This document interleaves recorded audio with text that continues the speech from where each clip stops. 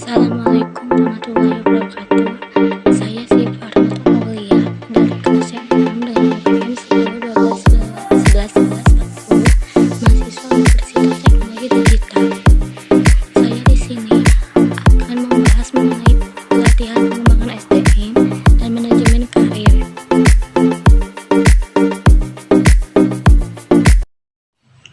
Yang pertama, saya akan membahas mengenai pelatihan.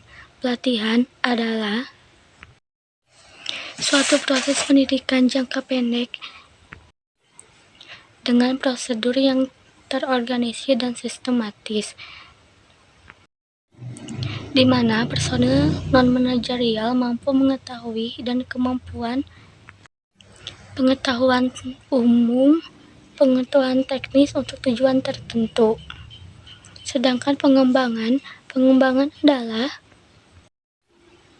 suatu proses jangka panjang dengan terorganisir dan sistematis dengan prosedur yang sistematis, di mana personil manajerial mampu mengetahui pengetahuan konseptual dan teoritis untuk tujuan umum.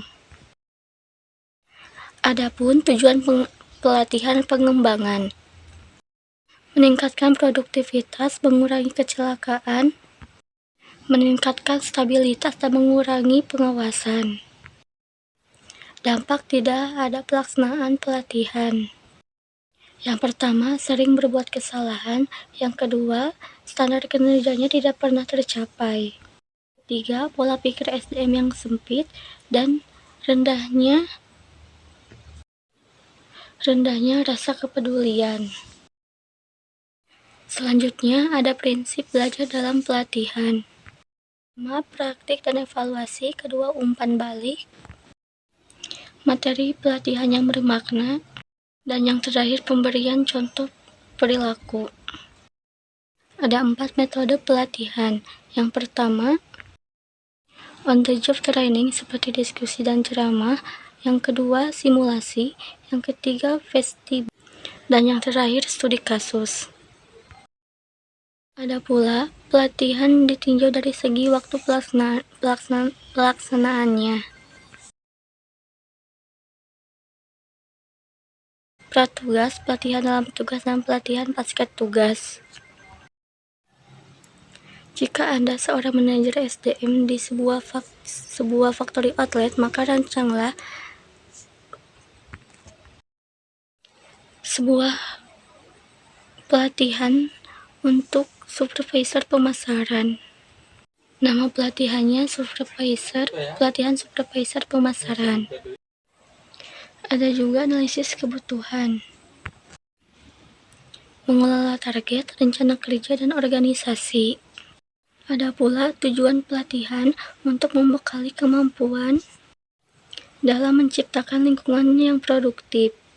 Lama pelatihannya selama 20 hari, 2 hari per minggu selama 10 minggu. Pesertanya 50 untuk karyawan baru per tahun dan 25 orang peserta per kelas. Tempatnya di Hotel Merbabu, Merapi, Yogyakarta.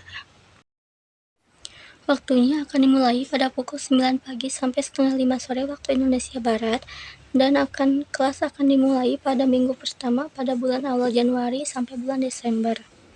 Metode pelatihannya ada diskusi, studi kasus, dan ceramah. Evaluasi yang terdiri dari reaksi yang hasilnya 7 bulan kemudian, hasil belajarnya kurang lebih 7 dan 12 bulan kemudian, 7 dan 12 bulan kemudian, store result 7 dan 12 bulan kemudian, dan analisis kegunaannya 19 bulan kemudian. Perkiraan biaya perencanaan sekitar 85 juta rupiah dan perkiraan biaya pelaksanaan per tahunnya 710 juta rupiah.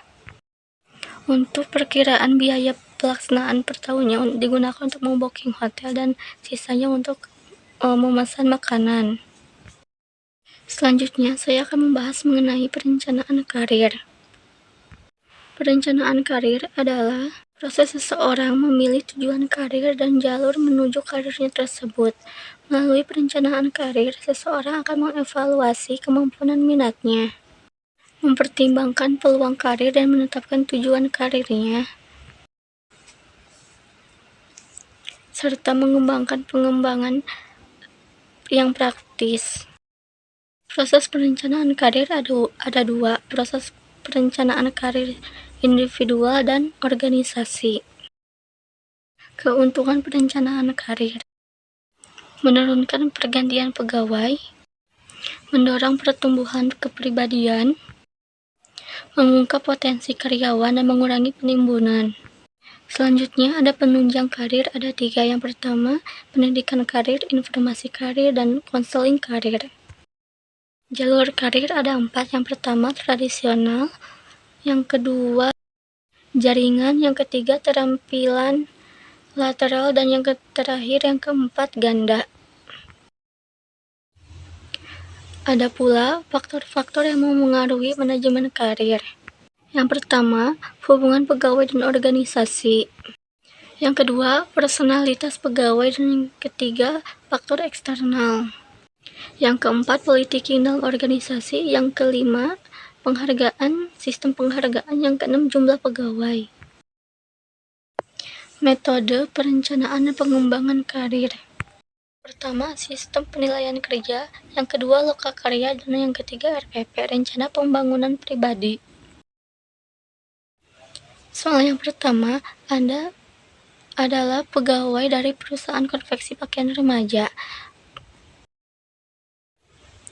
Apa yang akan dilakukan Anda dalam perencanaan karir Anda? Yang pertama, saya akan meningkatkan skill dan kemampuan yang saya miliki. Yang kedua, tujuan karir panjangnya, saya akan menjadi manajer perusahaan di tempat tersebut.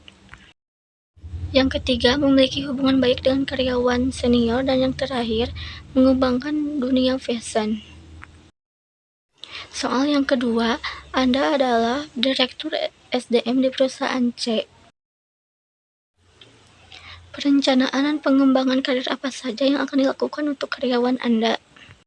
Yang pertama, mengurangi jarak terhadap karyawan termuda dan yang senior, maka kita akan mengetahui apa yang mereka butuhkan. Yang kedua, menyesuaikan target dengan visi misi perusahaan. Dan yang terakhir, yang ketiga, memenuhi kebutuhan karyawan seperti menyewa